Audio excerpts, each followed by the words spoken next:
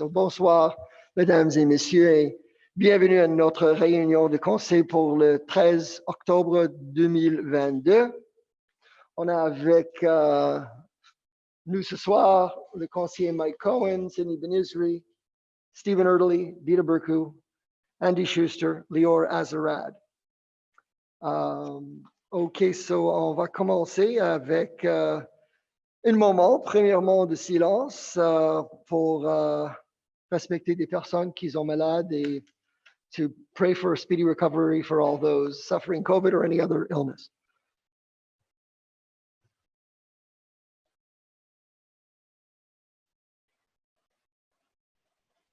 So while on the issue of health, I just want to remind people that the flu shot is available and highly recommended.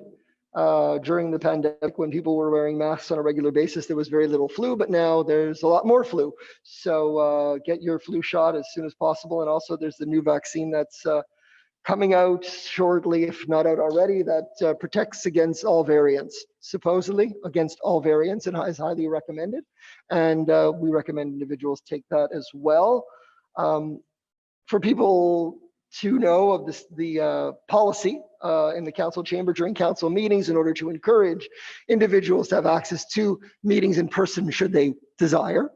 We require masks. We also accept questions by writing, and we accept questions live on Zoom. So we want to encourage all individuals to have the ability, based on their comfort level, to participate in our council meetings, either virtually, by sending in a question, asking the question live on Zoom, or coming to the meeting and feeling comfortable. And we're going to revisit our masking policy in 3 months, every 3 months, depending on the situation. So, but we know that it helps not only for COVID, but it helps for the flu. I don't know what I have right now. I don't have COVID, but I do have something you can tell in my throat, and I'm happy I'm wearing a mask because I don't want to infect any of you. Okay, so that being said, I want to first congratulate our newly elected MNA, Elizabeth Prass. I know her very well. She is going to be an excellent MNA. I'm confident that we're going to really be pleased with her defending the rights of the residents of Darcy McGee. She made it very clear in all of her statements that that's her intention, is to represent the interests of the residents of Darcy McGee and to help rebuild the Liberal Party in a way that reflects those interests. I also want to congratulate another Côte Saint-Luc resident that was elected to the National Assembly, Pascal Derry. She's a Côte Saint-Luc resident, and she was elected as a CAQ member to the National Assembly.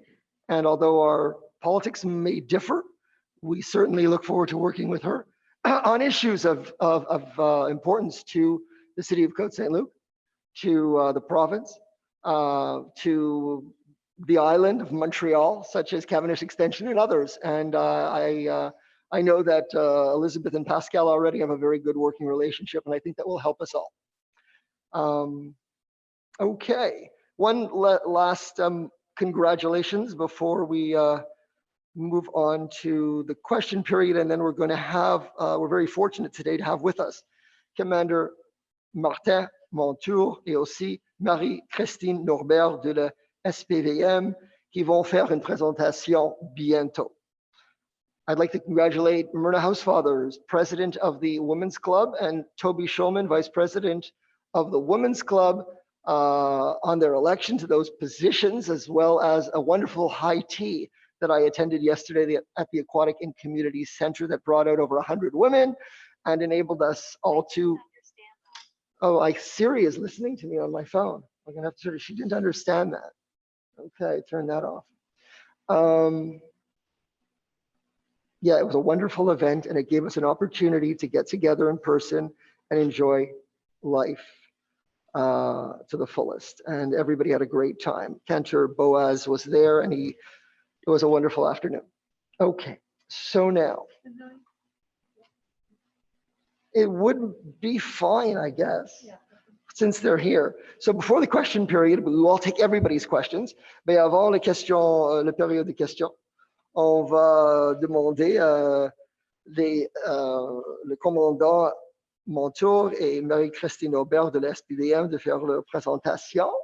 Vous êtes bienvenus. So I guess they'll come up here and do it. Is that the best way? Or they can do it from the mic there, I guess. Yeah. Daryl, as long as we could show the video of it. That's great. Yes, yes. I put it higher. Is that correct? Perfect. Jonathan, you want to ask Daryl to adjust the camera? I don't know if is it that camera? Yeah. Well, that's the camera. Great. Yeah. Well done. Good. Okay, that was multitask. Multitask. Okay. IT and police officer. Well, I'm Mary Brownstein and City Councillor. Thank you very much for this time that we can address our population and citizens of Côte Saint-Luc on public safety concerns. We did have a little concern starting in March, April, because we didn't have a rise of breaking and entering, mostly within the Smart Avenue and Wolseley Street. So we had a couple B&E that was concerning to us and to our population, to our citizens. We had great communication with the city councilors and with public security. So it was a concern. So what we did is that we raised our foot patrol, we raised our bicycle patrol, we raised our motor vehicle patrol, and we worked closely with the public safety. I'm still saying I'm new here because it's been a couple months, but I realize as head of the police department that we have a tremendous partnership with the public security, and works very well into ensuring the safety of our population here in Côte Saint-Luc. So what we did is that we did, I'm not going to fully say all the investigation, we're going to keep that secret, but it led us to the arrest September 6th, last September 6th, led us to the arrest of 2 burglars who are not citizens of Côte Saint-Luc, of course. They're citizens of Laval. They were mainly doing breaking and entering in Côte Saint-Luc. They did some in Hempstead, DDO, Roxborough, Pierrefonds, and Kirkland. So we could put them to jail for breaking and entering within all these cities, and it has stopped since that we did arrest these 2 gentlemen. I mean, a 24-year-old and a 37-year-old that we did arrest. We issued a communique, a press communique that you can see on our website if you want to hear more about these 2 guys that are still in jail, actually. So they're not outside doing damage to our community. I would like to again thank the city of Côte Saint-Luc, the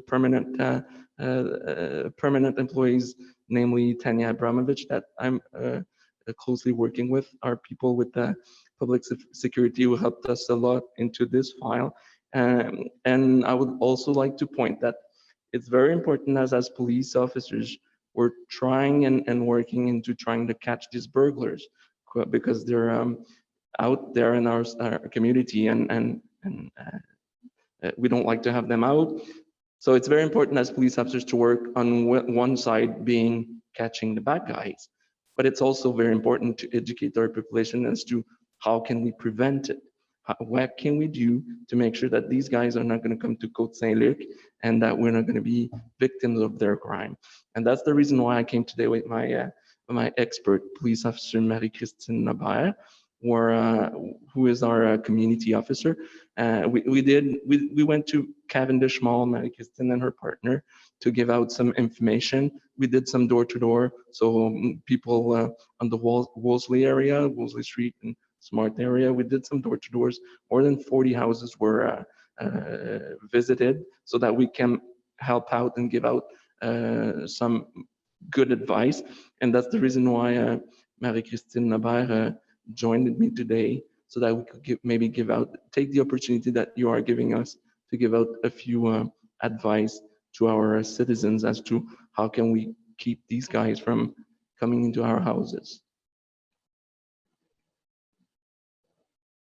Merci beaucoup et soyez à l'aise si vous voulez parler en français ou en anglais. C'est certainement apprécié.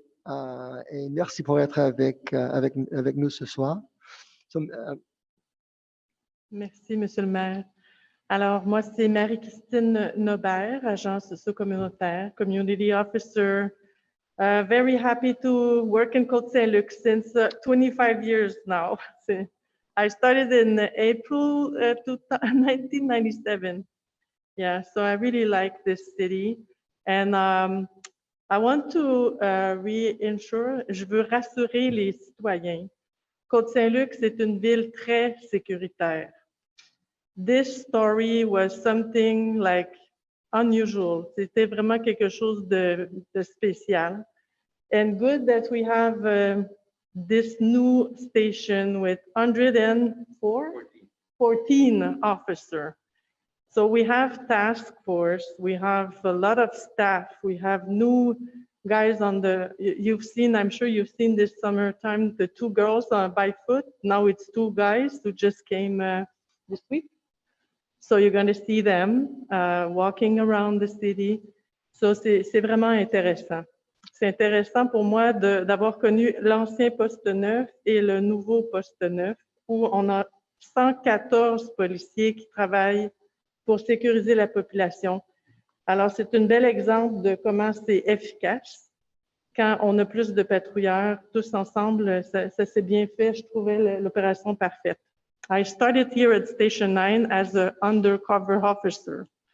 A year I worked undercover to chase the bad guys who were doing breaking into houses in Côte Saint-Luc. So I know exactly what the guys did, and they did it pretty good.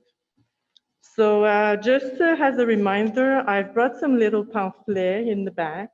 So, and I really not going to take all these measures that almost everybody knows. Close your door, lock your windows.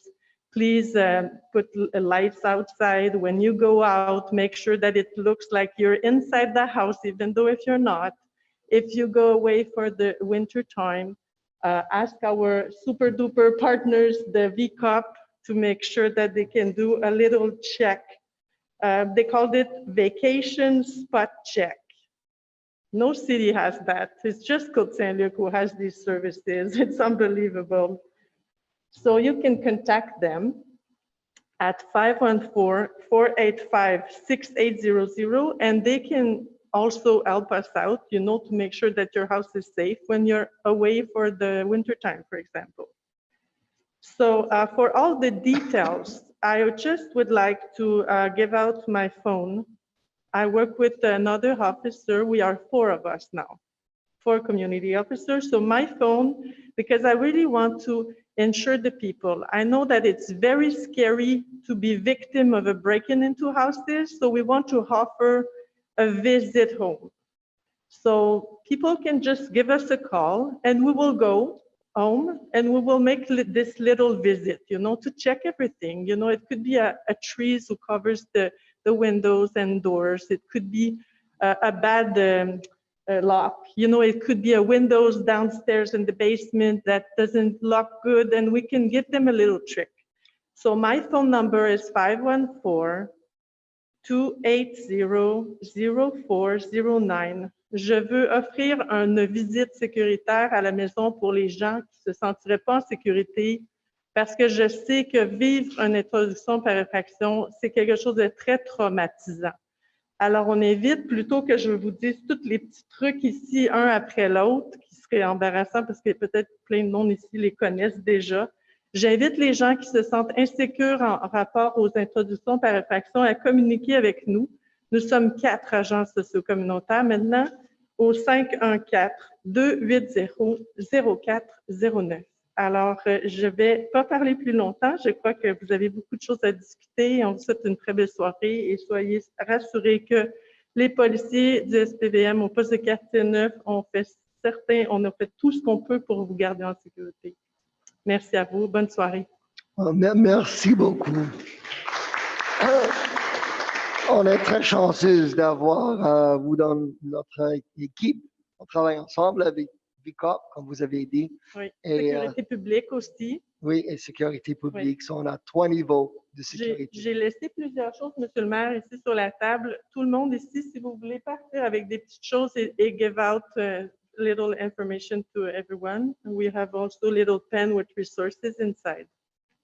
So we Thank you wish so good much. news And tonight. it's reassuring. I know we live in a very safe city, relatively speaking, to others.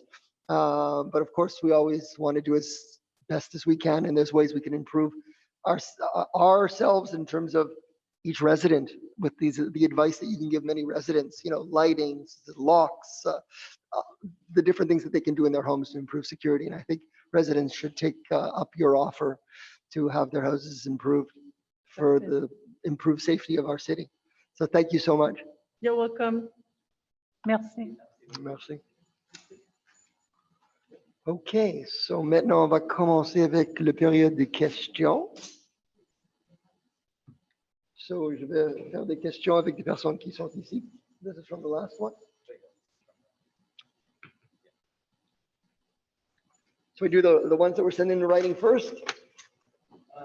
Or the people that are here first? And then the last ones are the people, the writing ones? The writings are last. Okay.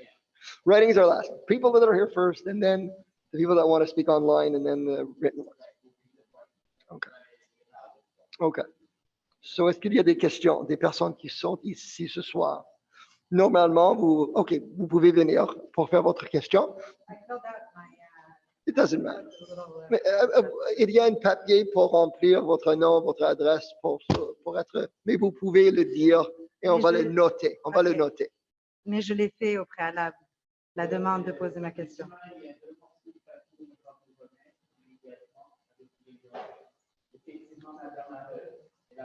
OK, fantastique. Très bien, merci. Merci, Florine. OK. So, premièrement, c'est Stéphanie Payan. Oui, Stéphanie Payan. Bienvenue. Merci. Je suis résidente de la ville de Côte Saint-Luc depuis toute ma vie. J'aimerais pouvoir vous mettre en contexte avant de poser ma question au final. Je trouve ça surréaliste que le SPVM est là ce soir. On parle de sécurité à Côte Saint-Luc et que moi, j'arrive avec cette question-là. En fait, c'est des choses qui arrivent dans la vie. Ma fille, la semaine dernière, a été heurtée par un camion de poubelle au coin des Rand et de Guelph.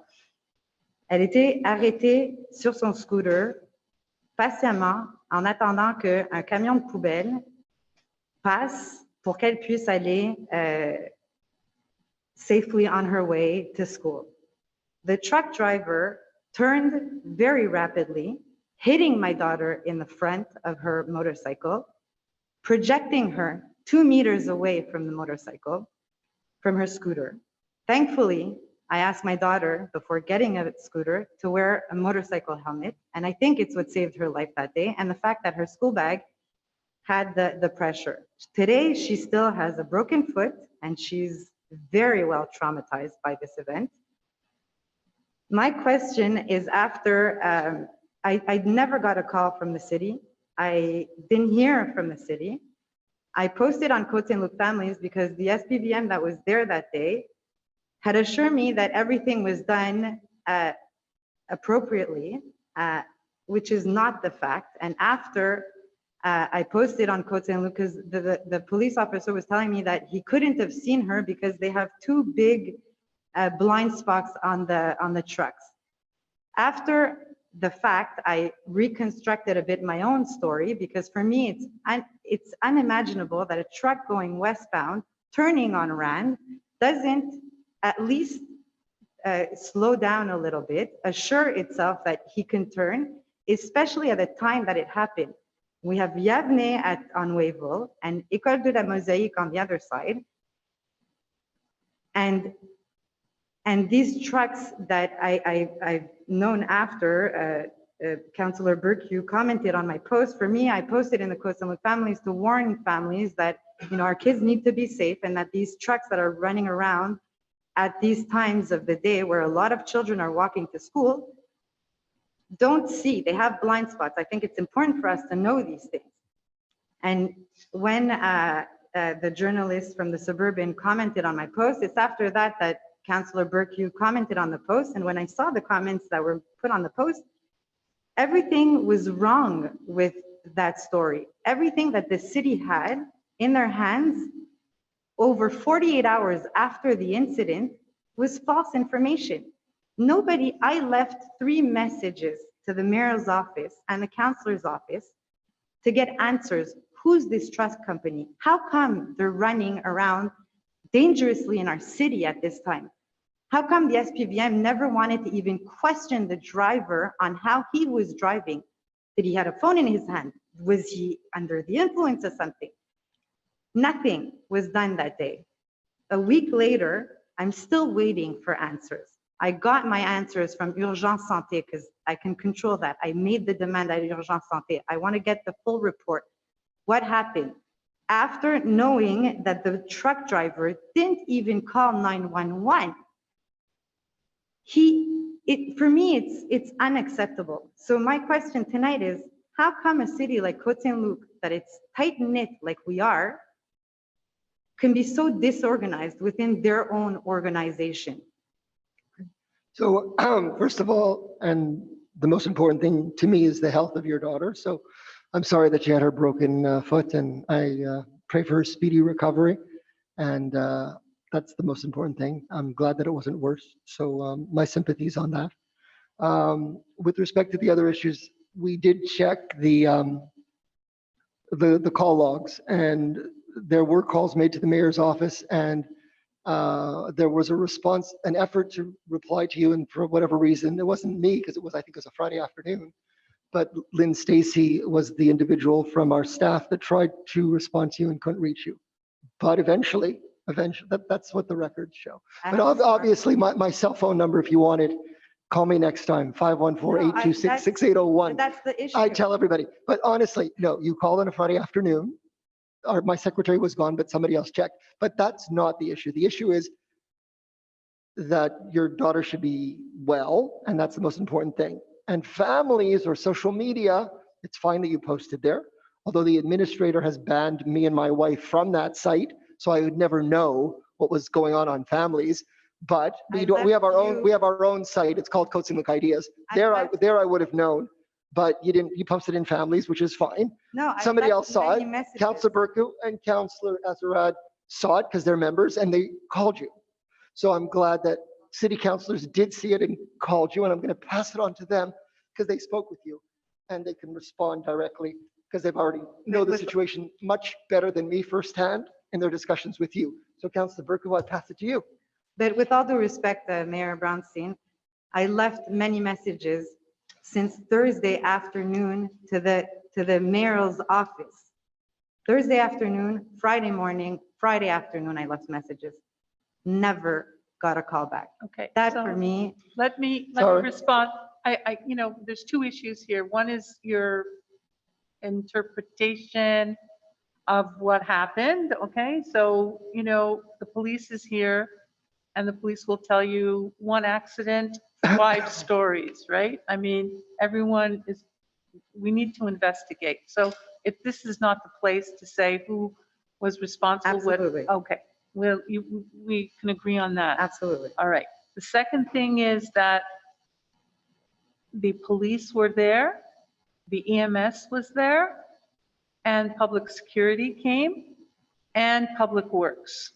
4 different departments were all on the scene, and the picture you posted even proves that. So they all came as quickly as possible, and I'm sure that, and you said it yourself, public security came first, then EMS, then police, and so on and so forth. So everyone was on the scene at the same time. They all came to the rescue, and it's unfortunate what happened to your daughter, but it's lucky that you insisted on the helmet and the backpack, because probably that's what saved her life. I understand that.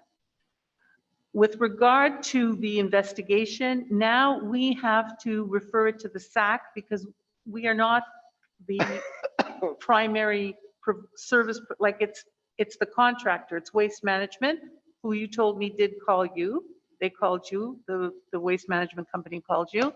And besides which, because it is a car accident, and this is the notes that I'm getting from our own legal department, a file has been opened on our side, and we are following up with public safety for a report.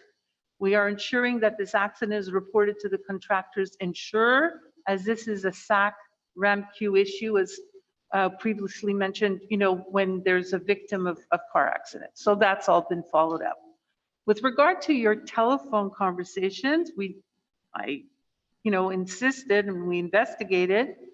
And Lynn Stacy, who works in the legal department, did pick up 2 messages. One on October, I'll tell you when, she picked up 1 or 2 messages on October 6th at 3:17. So I think that was the Thursday. And then another one maybe on Friday. And we have it, she's a lawyer, so I'm sure she's, being truthful and honest. She attempted to call you back on Friday, October 7th at 2:06, and no answer and no voice message left due to lack of space in the mailbox. And she attempted to call you back on Friday, October 7th at 4:01, no answer, no voice message left due to lack of space in the mailbox. So that was Friday. Then there was the weekend, and Saturday we know I found out about it and we had a conversation, and Councillor Azerrad called you as well. So I don't think we're disorganized.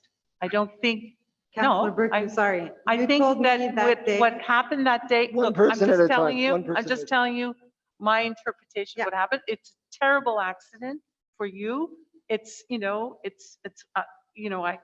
I feel for you, and I really do hope that your daughter, recuperates well. But I think at this point, I mean, what we can do is tell you that the 4 departments were there. All the services are mobilized to do the proper investigation, and we did try to call you back. So, And if we could do better, we will. No If I can question. just Councillor finish. Azerrad, do you want to add anything? If I can just add one thing, Councillor Burke, when I spoke to you, you told me that the communication department of the city told you that there was no transport to the hospital. We spent a full day and night at the hospital. no, I My didn't. question is not in regards to, I want to have justice for this. That's not it. My No. justice is my daughter is healthy and she's fine and she will recover. My problem is being a homeowner in a small city like Côte Saint-Luc, to have such inhumanity. Well, We're a small city. Well, I Somebody think could have two returned the phone. councillors called you back when they found out, so I don't know if that's inhumanity. But anyway, Councillor Nobody Azerrad. called me back. I have a smartphone. I would have seen a number from the city. I have an answering machine. Councillor Thank Azerrad, if you wish to add anything. So the only thing I'm going to add is maybe to try to, maybe connect your position with our position. I think what the mayor and Councillor Burke are saying is that at the moment that we spoke, when I spoke to you, at least, I can't speak for the conversations you had with anyone else, is that the information to me was limited. But that was also because, again, I observed Sabbath, so that happened. Friday, I was completely incommunicado myself. So by the time I turned my phone on, I didn't look at anything in terms of social media. So could there be improvements? Absolutely. We can always improve and everybody can improve. But I definitely stand behind at least, the public security and EMS departments that definitely always do their job. As far as I've seen, spot on. Here, I think Public Works Department did go the extra mile as well to communicate with, to come to the scene. As for the investigation itself, I don't want to put my foot forward yet. I think that the SPVM has to do their work and let them see where that leads. But I do understand that what I think you felt is lacking, and correct me if I'm wrong, is just a bit more of a connection to the fact that something happened and you felt that no one reached out to you, quickly enough. And that's what I'm understanding. That absolutely. And thank So- you for that. And thank you for the So openness. I and wanting to- understand what you're saying. What I will tell you is that maybe from our perspective is that the people doing the work, which is public security and EMS, their job, was done to the letter of the law, and I think exceptionally well, Absolutely. timing wise and everything. Could we have reached out? I don't know. I personally physically was not able to, but can the system be improved to make sure that there's some sort of internal communication that somebody within the public council the council can or public relations reach out to you? Possibly. I don't know. I don't know the event. And again, I do know that the city, I didn't know this when we spoke. I only found this out afterwards, that the logs show that there was an attempt to So that's what I'm saying. I'm saying might be a bit of a disconnect in how we're looking at things, but I do understand and appreciate your frustration and feeling that there was a disconnect from the city. So I understand that. Thank you. That was my Thank you. point. Yeah, and once again, I want to end by saying the health of your daughter is the most important thing, and the pedestrian is always the one that we're concerned about.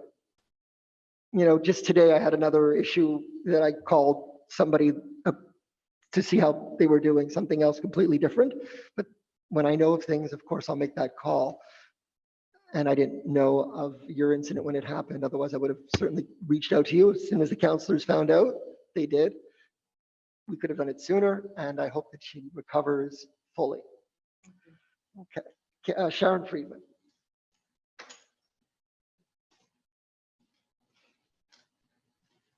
I'm not, I won't use your speaker, but I'll talk loud. I'm gonna make it really loud, so you just talk into it, it's gonna be blasting. Talk into it, it's gonna blast. Just talk into it, it's gonna blast. Okay. Even with the mask on, it's gonna be really loud. Can you hear me? Yeah. Good, go ahead. First of all, I'm still reeling from those evaluation and my evaluation of $100,000, and I haven't received one new road yet, given all the money that they're raising at City Hall. Okay. I'm here for two reasons again. One is talking about cars and accidents. This council needs to really reject any suggestion for one-lane extensions anywhere. It needs to be quashed by everybody and all the mayors too. It is very dangerous given our weather conditions for 6 months of the year for drivers. It's not feasible. I don't know, I think maybe Dita may have seen it. I put out on Facebook.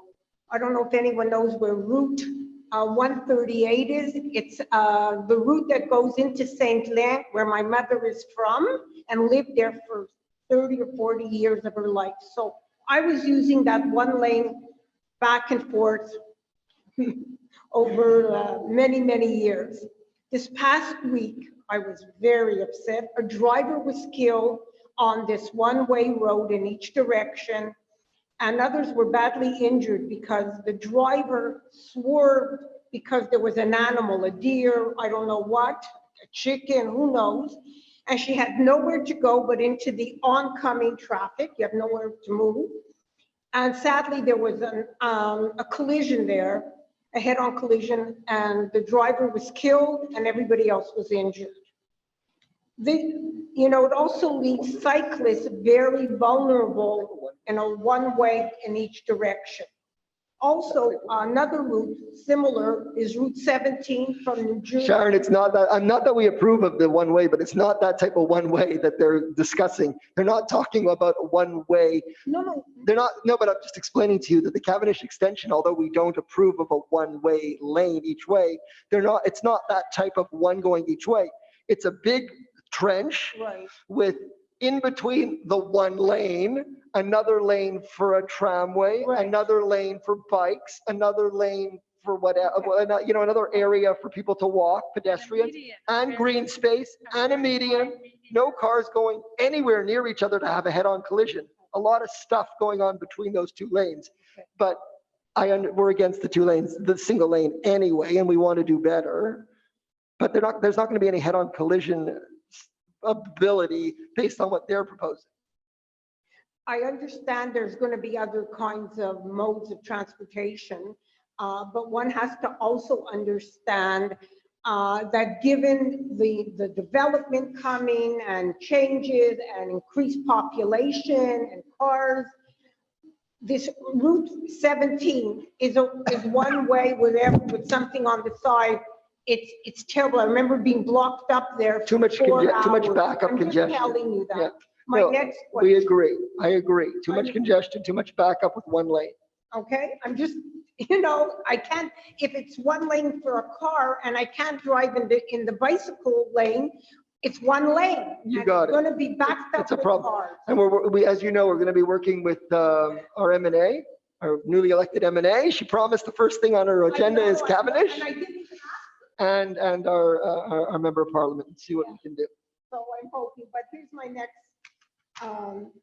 next question. I'm wondering if, given all the millions of dollars in studies in relation to Cavendish Extension, has there been one study on the demographics of the area in question, the age of the population, their modes of transportation, and why they choose each mode? For example, if they use cars or vans, what's the purpose? Is it a tax deductible for the car? Is it for kids, for business carrying heavy machinery or boxes around? How many disabled people are living in this community? And that is, okay, it's great to promote public transportation, but I bet you're gonna find most people are 50 plus, maybe more over 75, many with hidden disabilities, and are using cars. And of course, now with increasing flu and COVID coming back, for sure more people will be in their cars. If they use bikes, how many bikes? Because I never see bikes, even in Ville Saint-Laurent, on beautiful road like Côte Saint-Luc, there's no bikes. So I don't know where all these bikes, it's not the area. As also, as more and more people purchase electric cars, what is the real objection to cars? I mean, the study should also include Côte Saint-Luc, Snowden, Côte Saint-Luc, and Hampstead.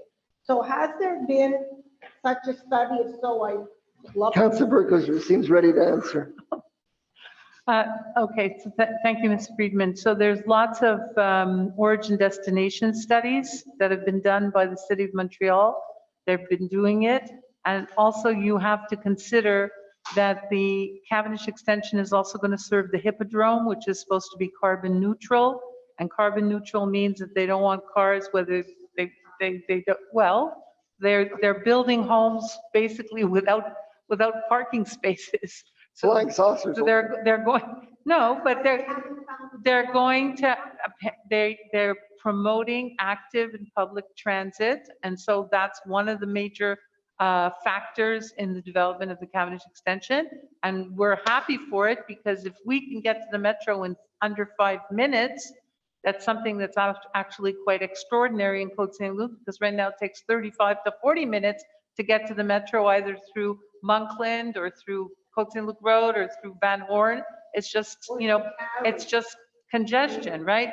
So that's one thing that's going to be actually quite beneficial for Côte Saint-Luc. But yes, there have been studies, and the BAP hearings are going forward, and they're based on environmental and all kinds of statistical studies. So, you know, you just have to keep up to date with it, and I'll inform you when the studies are made available on the BAP site, because you know it's before the Bureau d'Audience Publique de l'Environnement.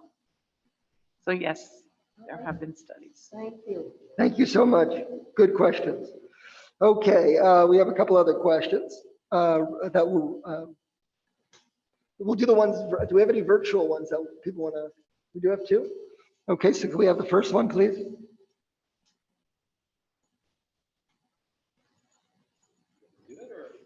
Sure, you let the person in. I know we have 3 in writing. I'm wondering if there's anybody Mayor waiting. Brownstein, we can, Bram Schuster, if you're there, you can ask your question. I guess you can let them in then, let their mic in, and then we'll hear. Yeah, can you hear me? Yes, we can hear you. Okay, so I just want to follow up the question that I posed in the July meeting about unauthorized use of a city vehicle. So Brett Schuster, if you are there, I believe you're able to ask your question. Go ahead. Can you hear me?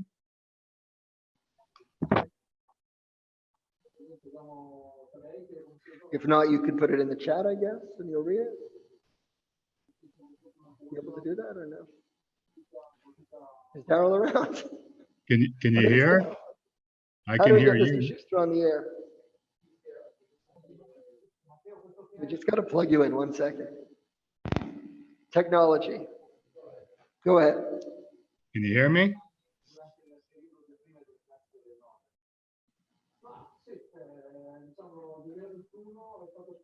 Okay, Mr. Schuster, please try to ask your question if possible. I'm talking. I can hear you. You can't hear me? I hear you only on the computer. We'll do it another way. Try. No, it's not going to work. Okay, so I'll listen to it through the computer.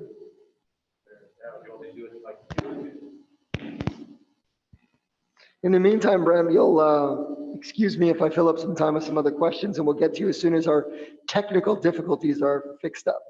So would you read the first question from Monique Assouline, please?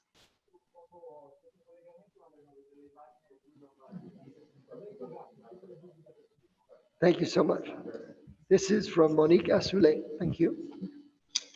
So our first question from Monique Assouline says, a few years ago, the building owner of the building Place des Vosges on the three corners of Freight, Louis Pasteur and Cavendish were supposed to build another phase of the existing land. Whatever happened with that project? Was it abandoned or extended? And what will be the law? Will they have to resubmit plans at this stage if they choose to continue? Okay, so the approval is valid. It's on hold right now for financial reasons. During COVID, it was difficult for them to move forward.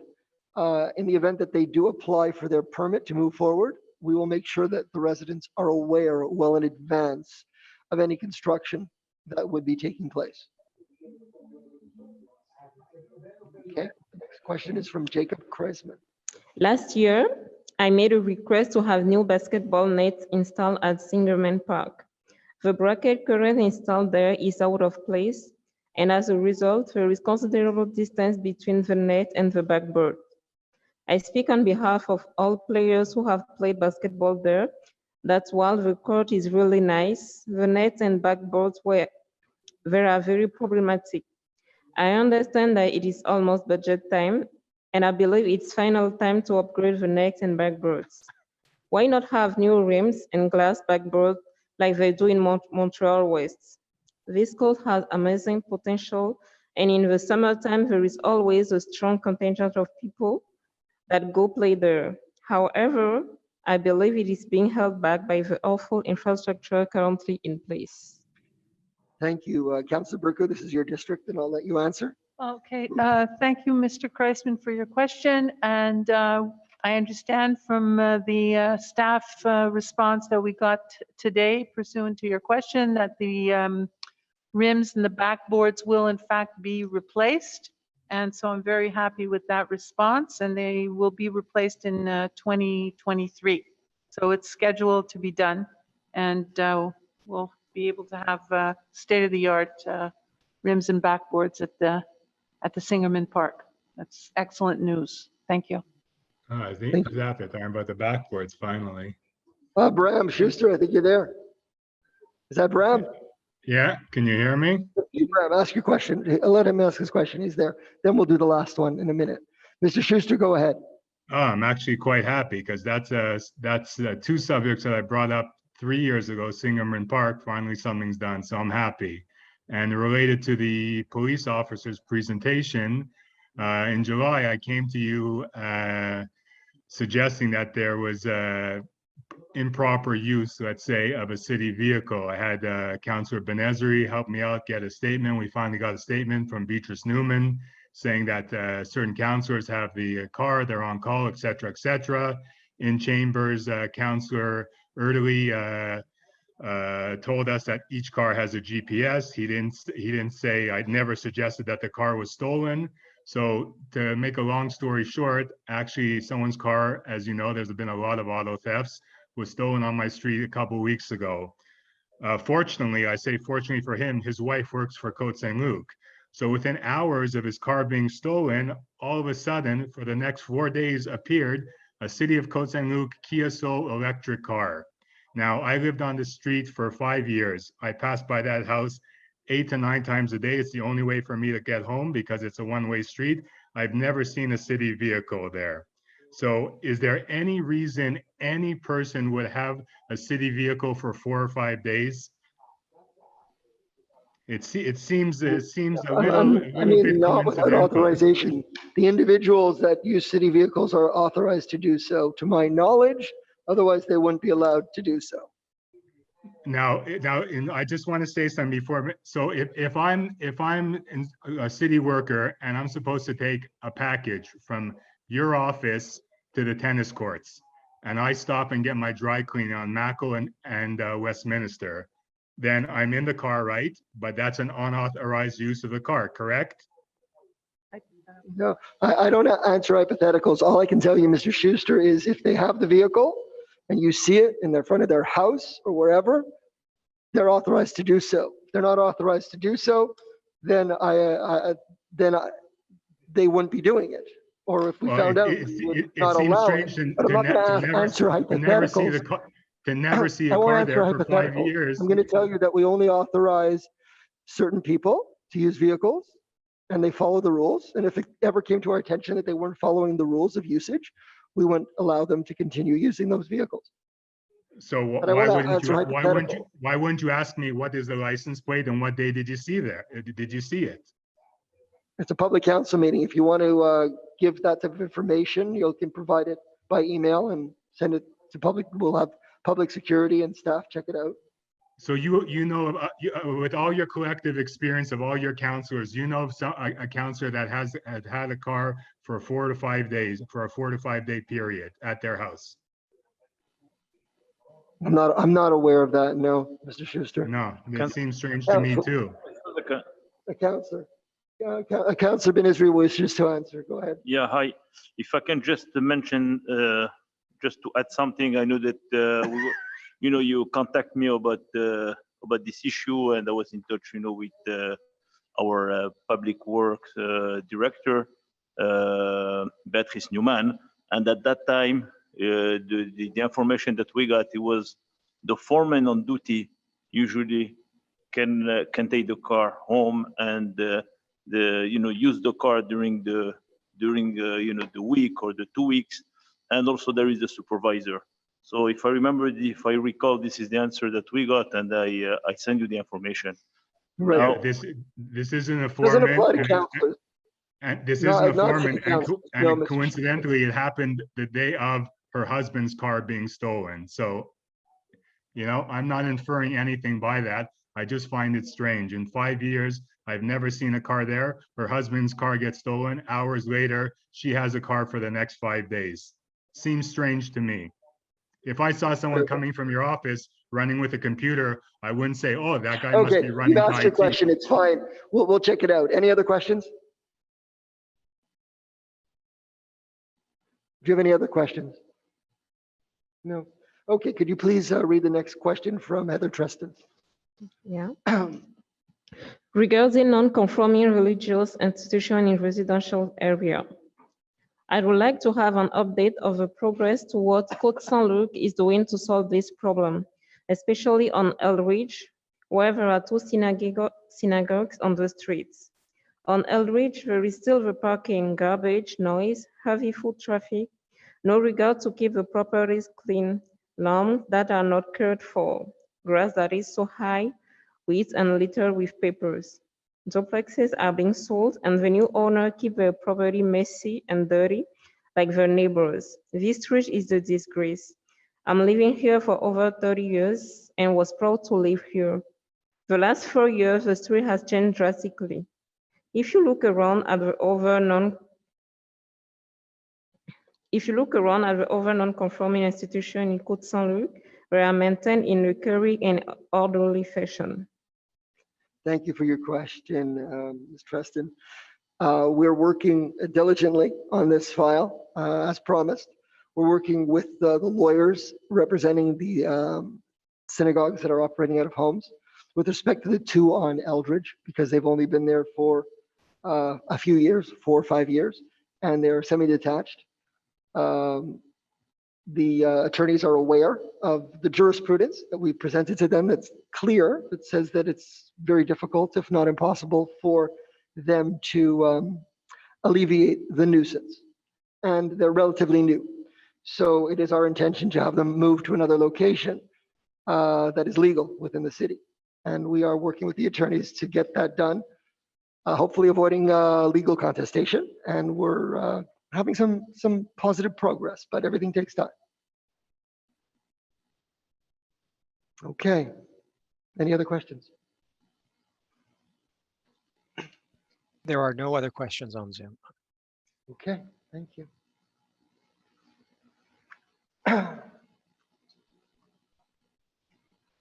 All right, so now we'll move to the next item on the agenda, which is the approval of the minutes of September the 12th.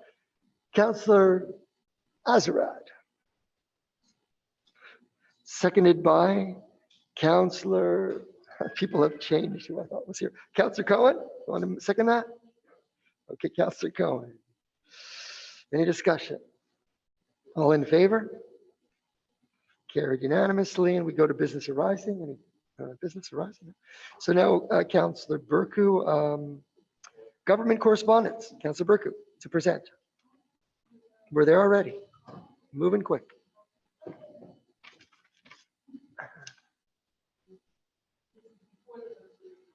It is, yes.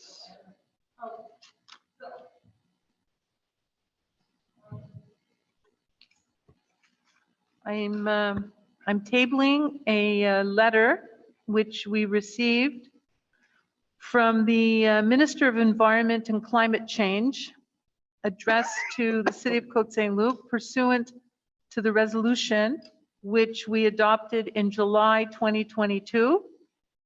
This letter, I'm not going to read it all, but I will read certain sections. Le bureau du conseil privé m'a transmis votre lettre du 20 juillet 2022 concernant la résolution adoptée par le conseil municipal de la ville de Côte Saint-Luc. Je prends note de la demande formelle de la ville appelant le gouvernement fédéral à collaborer avec les villes de Montréal et de Dorval pour préserver et protéger les terres fédérales au nord de l'aéroport international Pierre-Elliott Trudeau dans les secteurs spécifiques connus sous le nom de Technopark et de Golfe d'Orval. Parc Canada évalue présentement les options pour créer un parc urbain national en partenariat avec divers acteurs dans la région de Montréal et le site du Technopark Parc Nature des Sources fait partie des sites potentiels. Et ça prend davantage de discussions avec Parc Canada. So I'm very pleased to deposit this letter, and we can have a copy for those who want to see it. It's part of the record now. And basically what the minister is telling us is that he's going to follow up with all our resolution and all the resolutions that were adopted by the 15 plus towns and boroughs on the island of Montreal. We have about 20 resolutions at the present time, adopted in July, August, and September, also by the City of Montreal and by the agglomeration of Montreal. Unanimous resolutions asking the federal government to protect the green space known as Golfe d'Orval and the ecosystem, which is part of the Technopark, about 215 hectares, 155, which are owned by the federal government and under the lease to the Airport de Montréal, and where we know that the monarch butterflies fields were cut down this summer, and which triggered this reaction from many cities, towns, mayors, and councils all across the island. So we're very pleased that the Minister of the Environment has sent us this letter, and we're looking forward to working closely with the federal government to ensure that they follow up with this, this challenge, because nature urban parks have to be created according to the mandate of the federal government. By 2030, they have a mandate to create 15 urban nature parks, and this would be an ideal place to do it since the land is owned by the federal government. So thank you very much, and I thank the council for going along with this resolution in the first place, and it looks like we're making progress, and I look forward to further developments. Thank you. Thank you, Councillor Burku. And now we move on to departmental reports. Councillor Schuster. Thank you, Mr. Mayor. The monthly reports submitted for September 2022 are hereby approved as drafted. Moved by Councillor Schuster, seconded by Councillor Azarad. Any discussion? Go ahead. Who wants to speak first? Councillor Erdely. Thank you, Mr. Mayor. I'll share an update on a few items. So first, I'll start just a quick reminder about the new valuation rule that has come out. We did a presentation earlier this evening. I apologize again. There were some technical difficulties for the first few minutes, but hopefully everyone was able to catch the tail end. You can go to the city website for the PDF of the presentation. We also have copies available here. And just a reminder, residents can go online. If you just Google Eval Web Montreal, you can check the evaluation of your property. And you can also come to City Hall and during business hours and get a copy of that as well. And if anyone has any questions, you can email me directly at searly@cotesaintluc.org, or you can email the city at the general info@cotesaintluc.org account. I'll share a few other items on the finance side. We are deep into the budget building process. We've been focusing more on the capital projects. So that is virtually complete. And the next is the operating budget. So we'll be sharing more information on that, and the budget will be adopted at the end of December. As I mentioned during the evaluation meeting, in terms of welcome tax, so transfer duties, it's been a good year for the city. So on that front, we had originally budgeted $4 million. We are now at just about $6.2 million. And we're only middle of October, and there's still, I'm sure going to be more sales before the end of the year.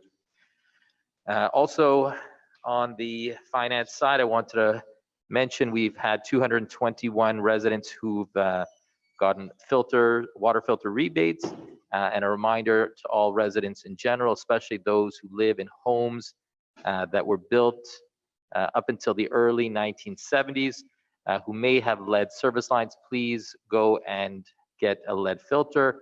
I have one that I've been using myself. I had my water tested last summer and found that my lead level was at about 9 parts per billion. So above the new norm, technically below the old one.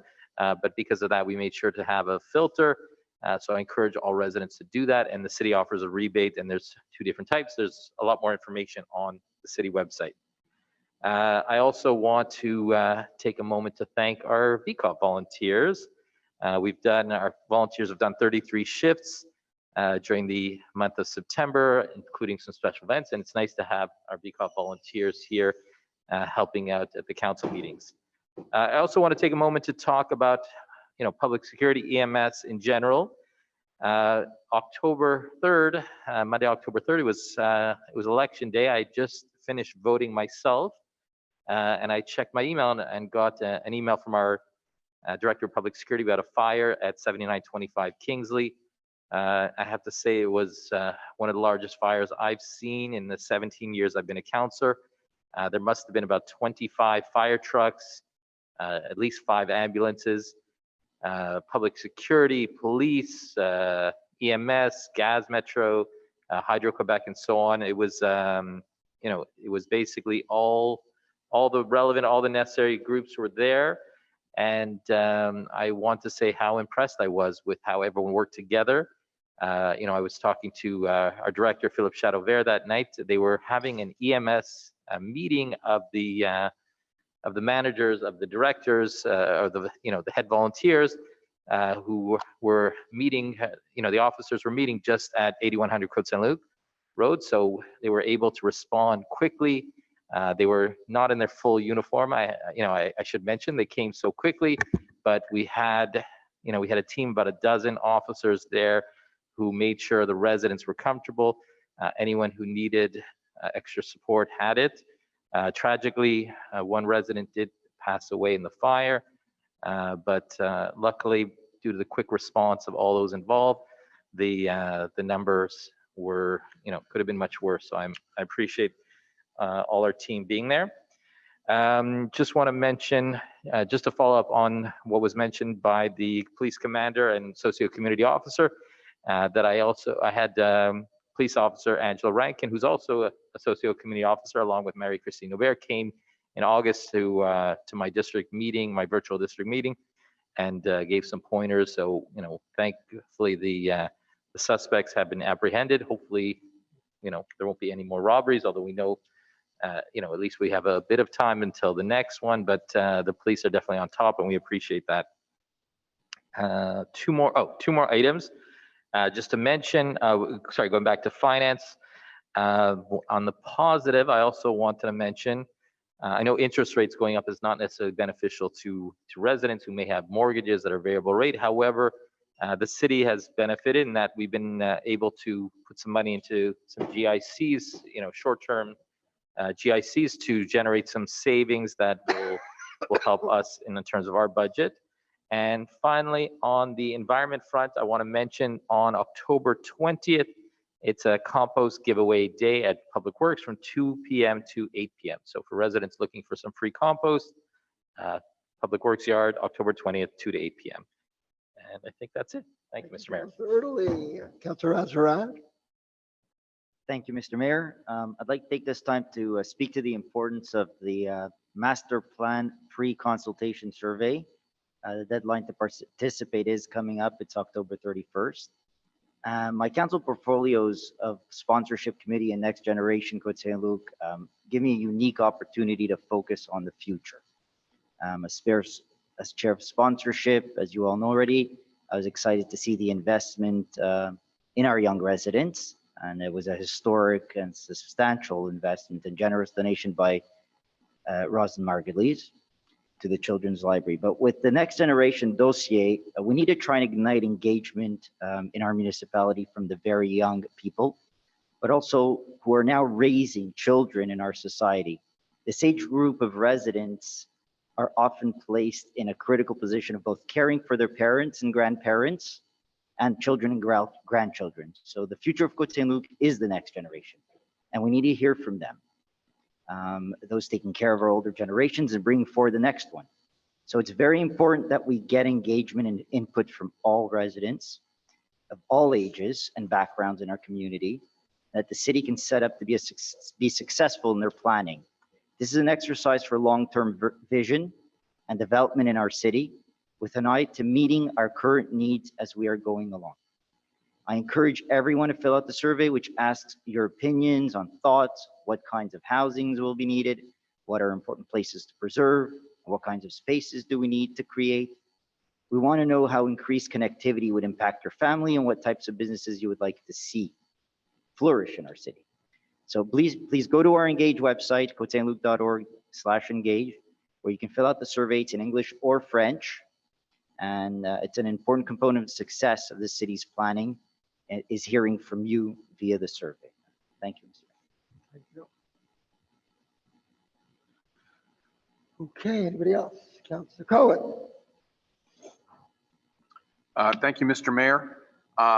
Just wanted to mention first and foremost that I want to again thank our Public Works Department, other departments that were associated with the beautiful job they did on the green space on Marc Chagall.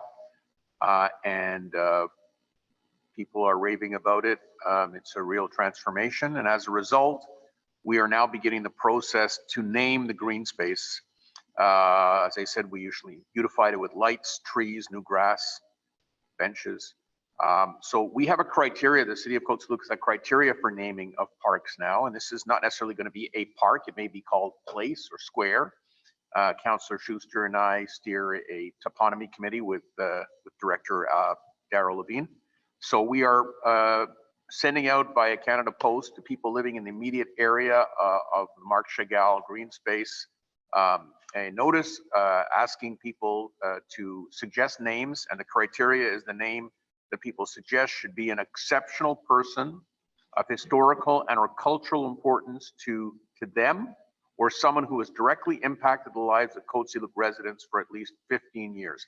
I've received a number of suggestions right now. I will not mention them here because we will look at all the suggestions. It'll come back to council, and I'm hoping that we'll have a new name and a new nameplate ready to do this. We'll have the names by the end of the year.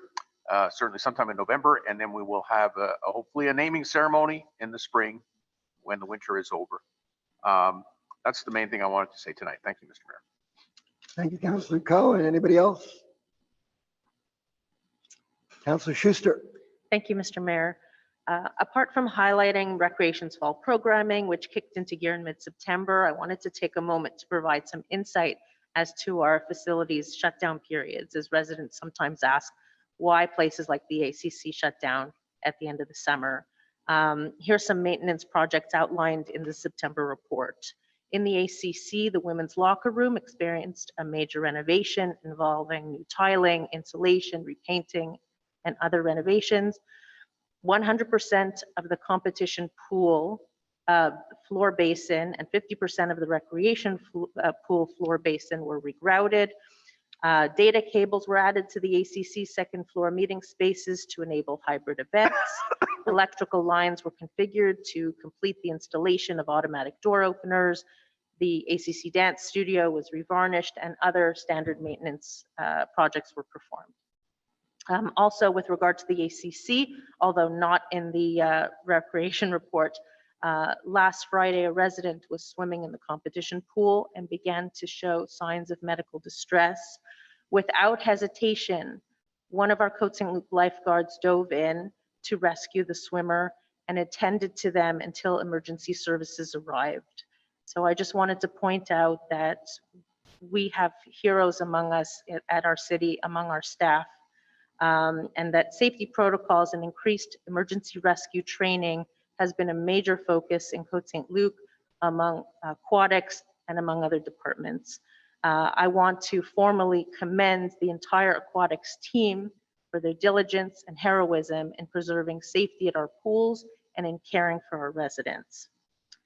Looking forward at the upcoming schedule for October, I wanted to announce that the Halloween on Ice event is back on Sunday, October 30th from 1:30 to 3:30 p.m. at the Samuel Moscovich Arena, where we invite skaters to come in costume and skate. And please make sure to choose a costume that doesn't impede your skating or your vision, again, emphasizing safety. Free entrance for those with fun cards or dressed in costume. I am very excited to announce that we're launching a brand new Halloween event, also on Sunday, October 30th, the Enchanted Forest, where residents will enjoy an illuminated forest adventure and encounter magical creatures along the way. This event is happening from 5:30 p.m. to 8 p.m. at the back section of Trudeau Park, rain or shine. We're looking for volunteers to help with decorating, guiding the forest tours, helping to set the mystical scene and take part in the enchantment as actors.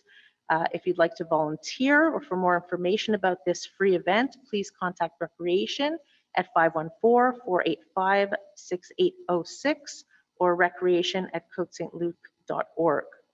As always, you can follow the latest recreation activities and news on Facebook and Instagram.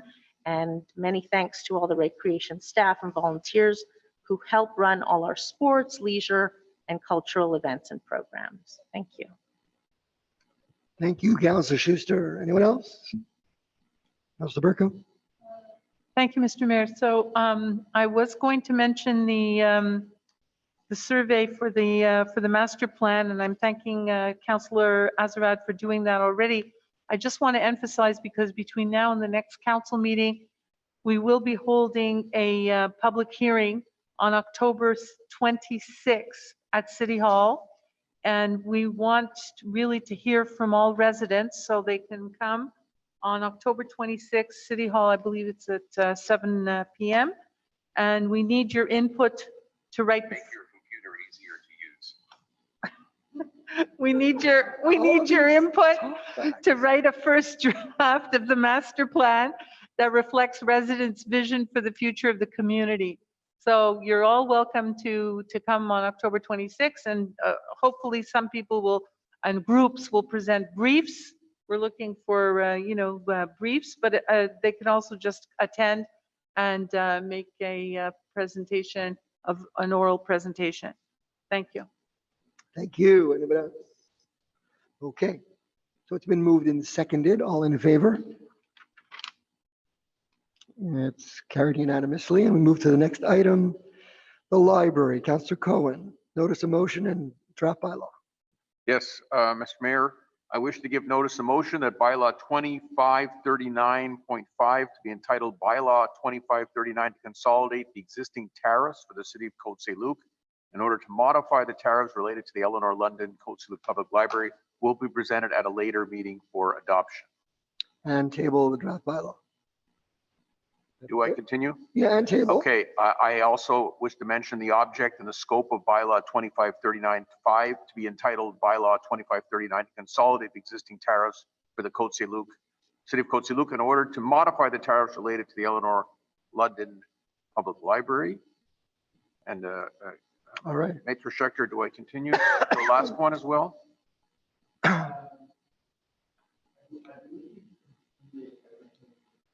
Now you could just explain it. Yeah.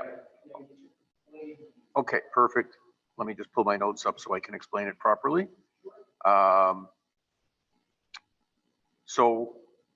Basically on June 27th, council was given a full briefing by Director West.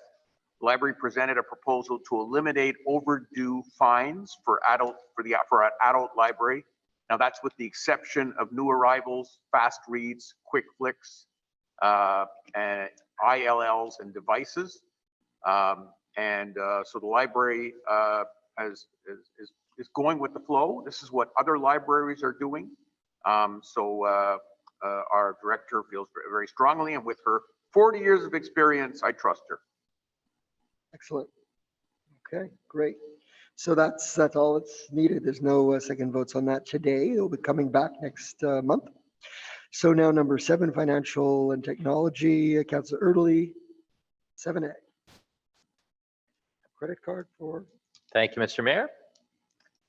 Be it resolved that Côte Saint-Luc City Council hereby approves furnishing a credit card to Cornelia Ziga, Director of Parks and Recreation, with a credit limit of $5,000, and that Côte Saint-Luc City Council hereby approves increase in credit limit for the card assigned to Carmen Gallegos, purchaser, from $5,000 to $6,500, and that said resolution shall be for immediate action.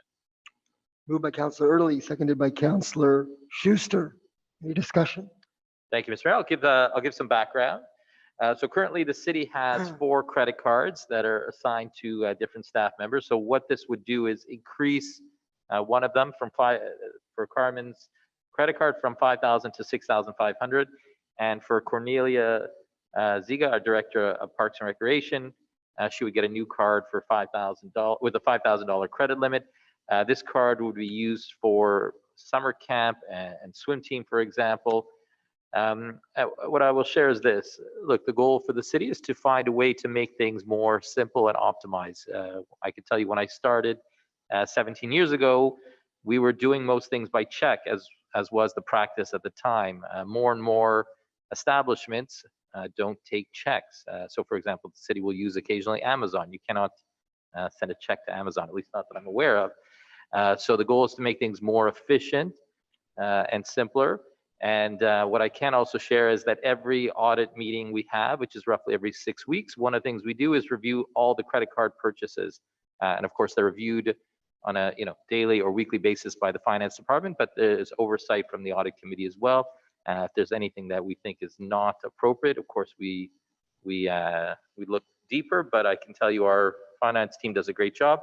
And like I said, these changes to the credit cards will allow us to do our job and be more efficient. Thank you.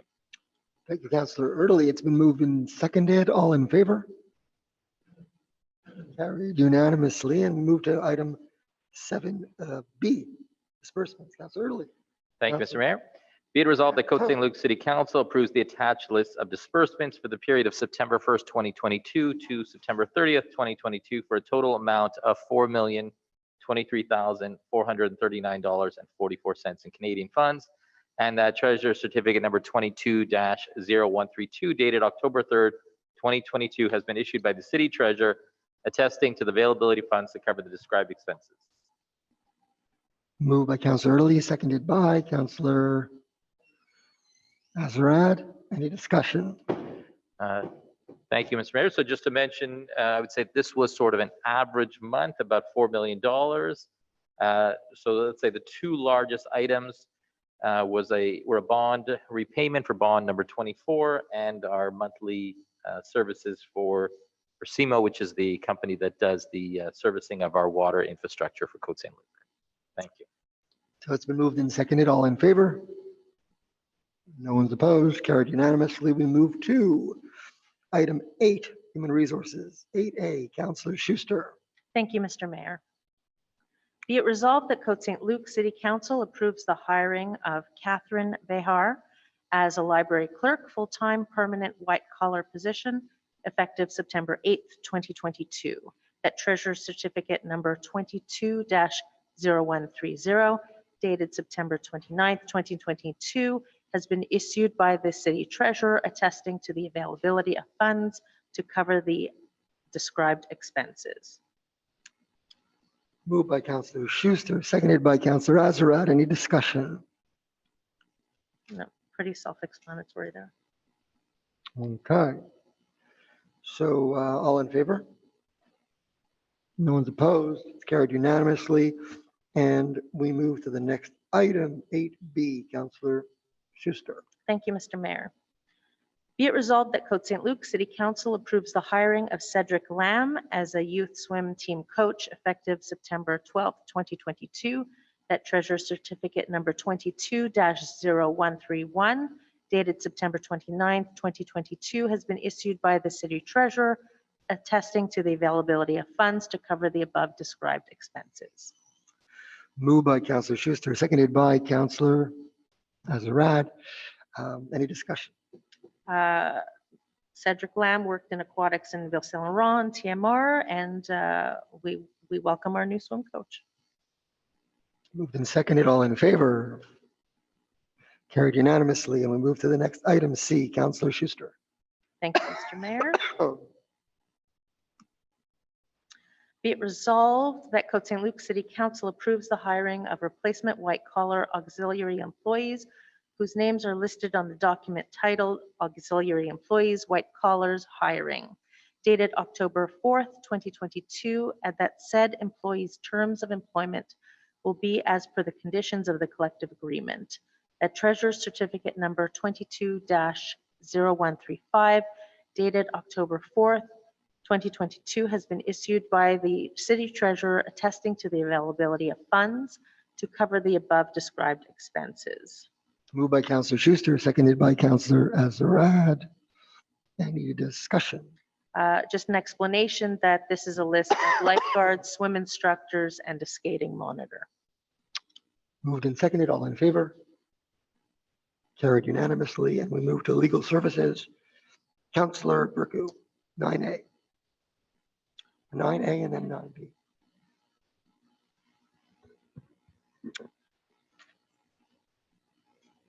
Yes, I'll read the resolution for 9A first.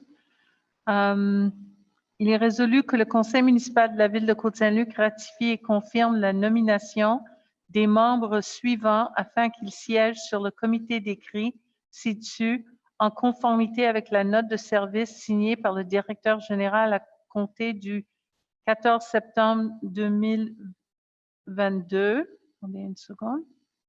Alors, les membres suivants sont Jonathan Schechter, directeur général et greffier, Nadia De Furia, directrice générale associée et directrice du service des ressources humaines, Angelo Marino, trésorier, directeur des opérations financières, Florine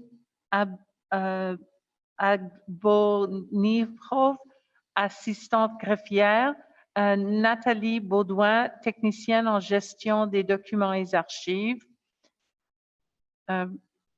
Je soumets pour adoption. Okay. So c'était moved and seconded. All in, any discussion? Yeah, so I'm just going to explain. This is the No, seconded, not. It was moved, but not seconded. Seconded by Councillor Early. Now discussion. Okay, so this is the nomination of members to a access to information committee. Basically, what these members are going to do is they're going to review the requests for access to information and respond to them in accordance with the law. And the law requires that there be several members on this committee, and these are the persons that I've just named. So, thank you. Oh,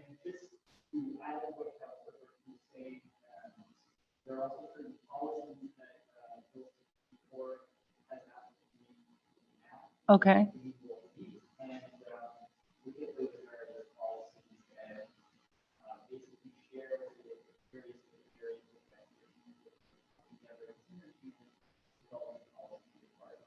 All right, thank you. The act respecting access to documents held by public bodies, yes. Okay, thank you. all right. So now it's been moved and seconded. All in favor? Carried unanimously, and we go to B. B, I think that's me. That is. Okay, so be it resolved, here we go, that the Council of Côte Saint-Luc officially declare that the statement of pecuniary interest has been received from Councillor Mike Cohn and instructs the city clerk to deposit same in the archives of the city, as well as to send the official list of those who filed their declaration to the Minister of Municipal Affairs and Habitation. Moved by Councillor Bercu, seconded by Councillor Azarat. Yeah, so this is a resolution to receive the statements of pecuniary interest of Councillor Mike Cohn. He's the first one to file such a statement because he was acclaimed, and we will probably follow suit in the council meetings of November. Every councillor who's elected has to file an annual statement of pecuniary interest. Thank you. Okay, thank you. So moved and seconded, moved and seconded, right? Did we have a seconder? Yes. All in favor? Carried unanimously. So it was moved by Councillor Bercu, seconded by Councillor Azarat. Now, Maitre Schechter, Yes, it's all yours. that's correct. So I would like to table the clerical amendment minutes last month to see approve its programming and work schedule pursuant to its spec. The actual work schedule that was approved has not changed. It's just that Matt has asked us to entitle it programming of work number 2. In French, it's la programmation de travaux niveau 2. So we have added the nomenclature to the minutes, which correlates with the annex and resolution that council approved last month. Thank you, Maitre Schechter. And now we move on to item 10, Public Affairs. Councillor Cohen. Yes, Mr. Mayor. Just pull up the information. I'm very excited to move this motion. Be it resolved that the Côte Saint-Luc City Council hereby awards a contract to Melting Ice Cube Inc. for the purchase of hardware and installation services for a video camera solution in council chamber and the auditorium for a total amount of $32,235.94 plus applicable taxes, that the described expenses shall be financed in whole from the city's working fund as a non-interest bearing loan, that the council shall provide every year out of its general fund a sum sufficient to repay the loan back into the working fund, that the terms of repayment shall not exceed 5 years, that the treasurer's certificate number 220134 dated October 3rd, 2022 has been issued by the city treasurer attesting the availability of funds to cover the described expenses. Moved by Councillor Cohen, seconded by Councillor Azarat. Taking over for the others that are not here today. Okay, Councillor Cohen. Yes. So, Mr. Mayor, thanks to the great work of Darrell Levine, who I'm always singing his praises, we've been we started off a couple of years ago by recording our public council meetings and putting them on YouTube, but they were not done live, so you'd see it a day or two later. Then when the pandemic hit and we started doing all of our meetings on Zoom, the meetings were done via Zoom, connected to YouTube, and people could watch them live. Then we came back to the council chamber last spring, and we tried to live stream them on Zoom. The quality wasn't fantastic, so we went back to the regular routine where, because we initially were using our computers, where Mr. Levine has a camera and he recorded the meetings live via Zoom and onto YouTube, which has been great because we see now that the majority of our citizens are not coming publicly to our meetings for a variety of reasons. One is COVID, which is still very much present. Now we're in the flu season. But the other reason, of course, is that in general, we never really have huge turnouts unless there's, a major issue. But we never had the opportunity for people to be able to participate fully in a council meeting from their own home via Zoom. And that's what they can do right now. And it's a wonderful thing. So the next step is we're going to buy this equipment so that we're going to be in the modern age. It's a very good investment.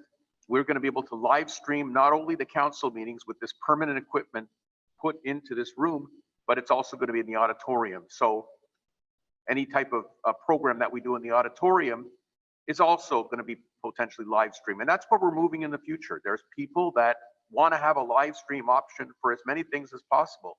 So if we have a concert, we have a even maybe the Dramatic Society when it gets going again. Although I will tell you, I'm kind of going off script, but I will tell you that the Wager Auditorium is almost done and air conditioning is working, ladies and gentlemen. An elevator is being done, so the Dramatic Society will have a great place to be. So I don't think we'll have live streaming there, perhaps possible, but so I'm going on about this, but I'm very excited about it. I think it's a fantastic move. And it's really bringing us into, I don't know how many other municipalities do this with their live streaming, but it would be a great story for Mr. Goldenberg to do as a roundup to see what other municipalities are doing, how many of them live stream their meetings. Joel, Yeah, and how many of them allow residents to ask a question from the comfort of their home? Yes. I'd say none. I could be wrong. Yeah, I agree. I think that hopefully, Mr. Mayor, you can bring this up at the Conference of Suburban Mayors, and maybe others will pick it up. But I'm looking forward to the Joel Goldenberg investigation on how many municipalities do this. All right, I'm waiting for it, Joel. Moved and seconded, all in favor? Carried unanimously, and we move on to Public Works. Councillor Benizri. Merci, Monsieur le Maire. Est résolu que le conseil municipal de la ville de Côte Saint-Luc octroie par la présente un contrat pour l'achat d'une roulotte de bureau de 60 pieds à William Scotsman of Canada Incorporé pour un contrat de 86 781 $ et 86 cents plus les taxes applicables. Que le conseil municipal approuve le financement de cette dépense par un prêt sans intérêt du fonds de roulement de la ville. Que la ville s'engage à fournir chaque année à même ses fonds généraux, une somme suffisante pour rembourser l'emprunt au fonds de roulement.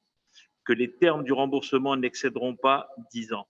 Que le certificat du trésorier numéro TC 22-0133, daté du 3 octobre 2022, a été émis par le trésorier de la ville attestant de la disponibilité des fonds pour couvrir les dépenses décrites. Merci. Proposé pour le conseiller Benizri, appuyé par le conseiller Azerad. Est-ce qu'il y a des discussions? Oui, just to precise that this is a contract for the purchase of a 60-foot office trailer for public works. This is for our blue collars. Just to mention that Public Works is currently using Chalet 1 for the purpose of a cafeteria and locker room for the blue collars.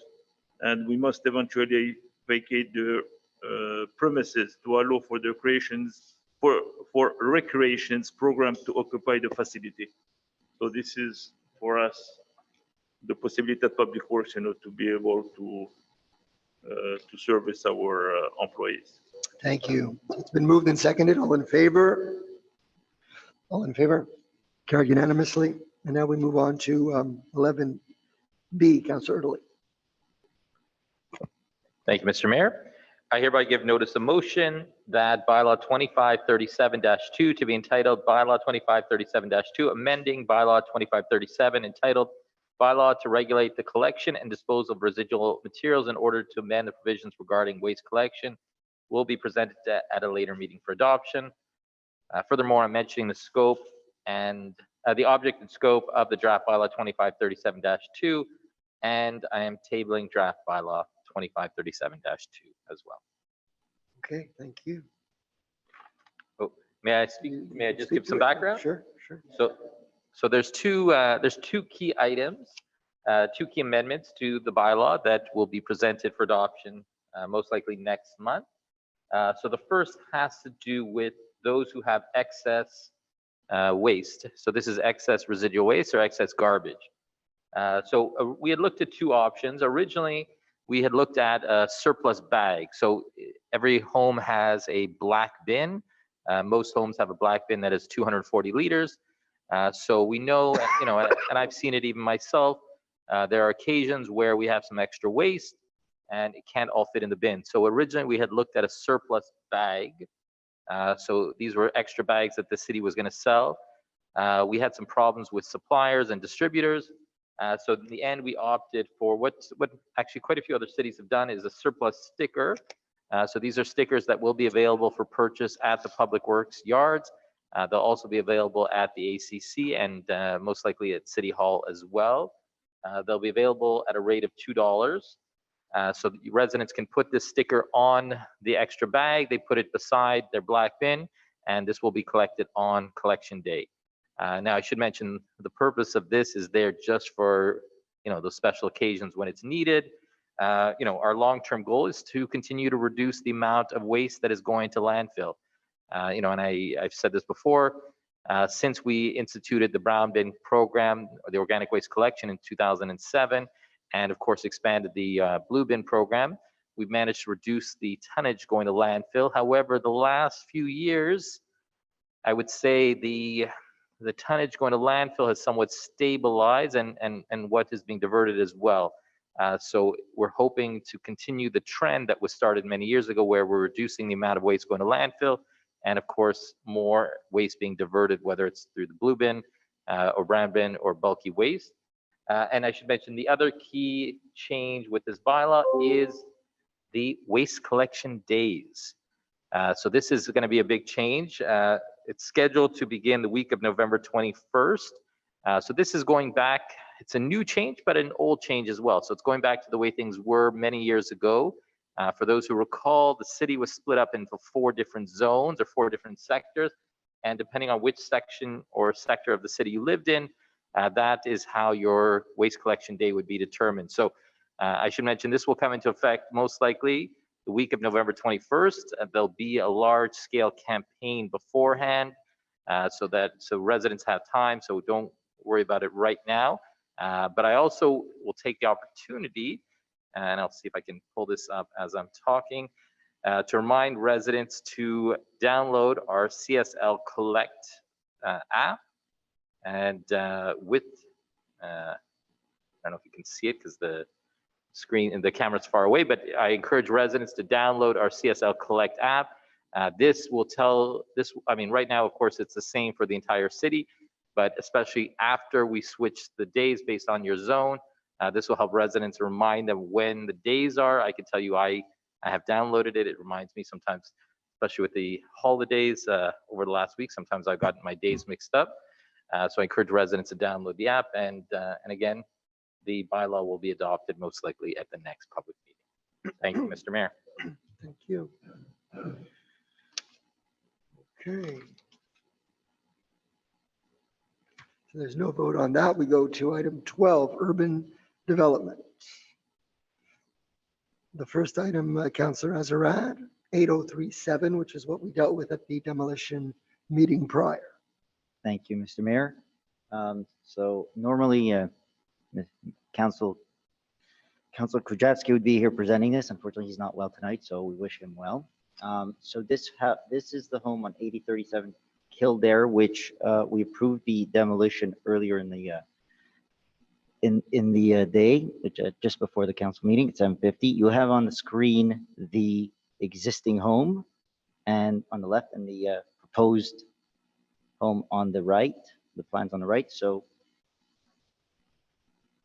that's the latest rendition that they gave. I think they went through about 4 revisions or so. And it was contentious on the from all sides. I know that the PAC committee was recommending to have something a little bit smaller. However, it does meet all the requirements in terms of regulations. So they met all the requirements necessary. There is one minor exemption, which we'll be talking about later, and that's in the request of the city to have a sloped roof, so therefore they needed a small exemption for height.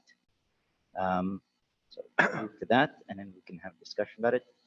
So it's been moved by, there is a resolution to read. It's on So page I got it, 265. Okay. Be it resolved that the site planning and architectural integration program showing the construction of a new two-story detached single-family dwelling following demolition of the existing one-story detached single-family dwelling on lot 105-2571 at 8037 Kildare and prepared by Missile Design Inc.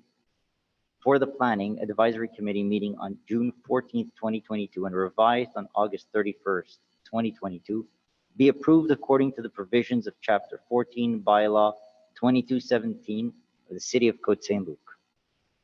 So that's been moved by Councillor Azarad and seconded by Councillor Erdely. Any further discussion beyond what we already discussed earlier? Okay, all in favor?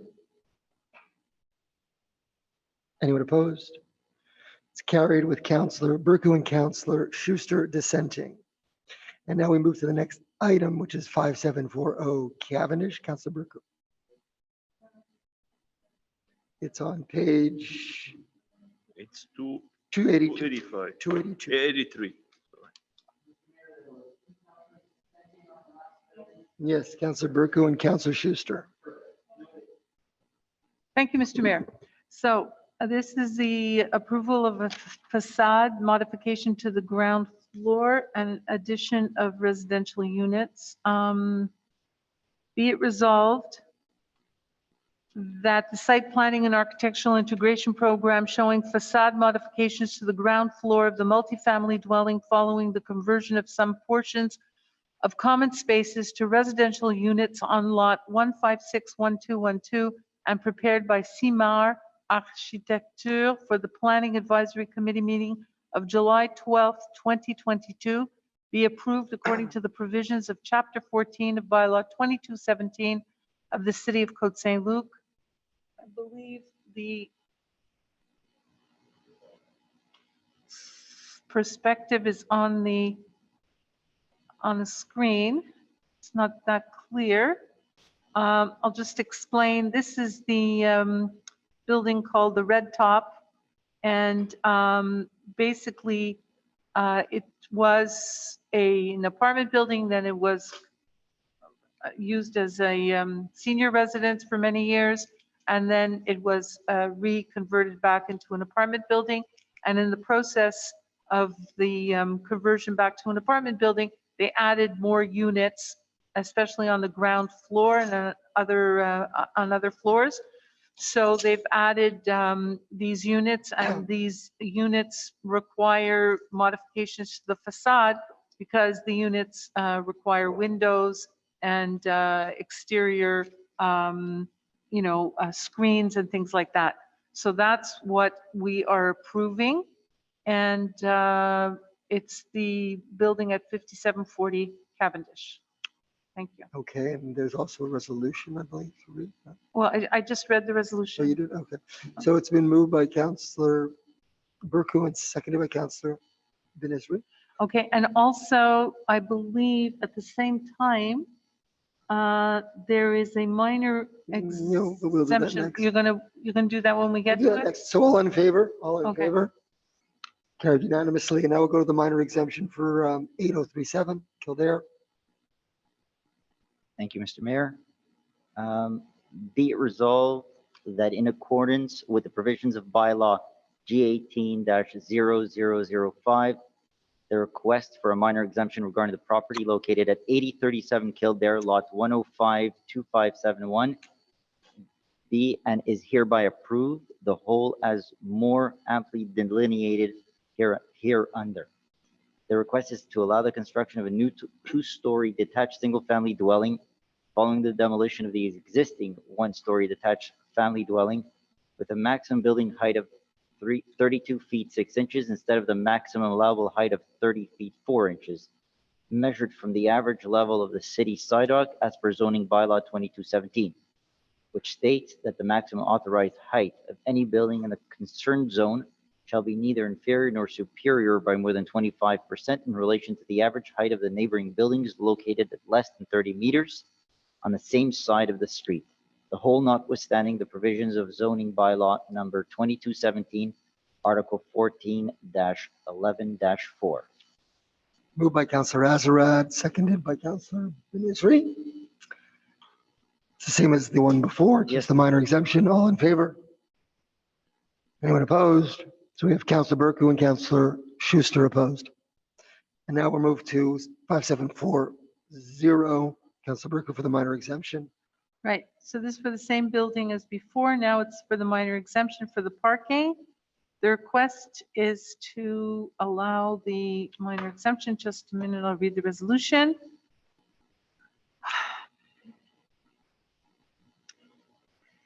Be resolved that the present minor exemption request replaces the minor exemption previously approved by the City of Côte Saint-Luc for the said property by way of Resolution 1908-34 at the regular council meeting held on August 12, 2019.